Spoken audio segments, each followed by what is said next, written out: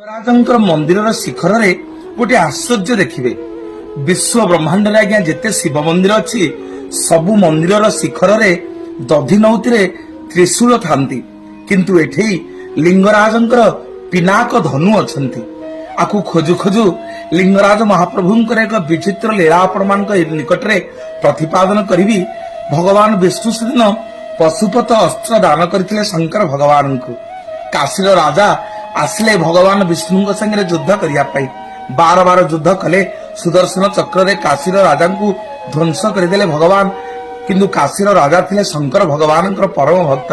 ଶିବ ଯେତେବେଳେ ଜାଣିଲେ, କ୍ରୋଧାନ୍ୱିତ ହୋଇ ଆଉ ନିଜ କ୍ରୋଧକୁ ଅକ୍ତିଆର କରି ନ ପାରି ସୁଦର୍ଶନ ଚକ୍ର ବିରୁଦ୍ଧରେ, ବିଷ୍ଣୁଙ୍କ ବିରୁଦ୍ଧରେ ଯେତେବେଳେ ଯୁଦ୍ଧ ଘୋଷଣା କଲେ, ସେଠି ଭଗବାନ ବିଷ୍ଣୁ ମନେ ପକେଇଦେଲେ, ହେ ଶଙ୍କର, ମୁଁ ଆପଣଙ୍କୁ ପାଶୁପତ ଅସ୍ତ୍ର ପ୍ରଦାନ କରିଥିଲି, ଆପଣ ସେଇ ଅସ୍ତ୍ର ଆଜି ମୋରି ବିରୁଦ୍ଧରେ ପ୍ରୟୋଗ କରିଛନ୍ତି।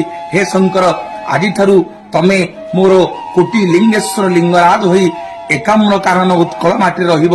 ତମରି ମନ୍ଦିର ଶିଖରରେ ପିନାକ ଧନୁ ରହିବ, ପିନାକ ଧନୁ ପୂଜା ପାଇବ, ଆଉ ତ୍ରିଶୂଳ ସେଠି ରହିବନି।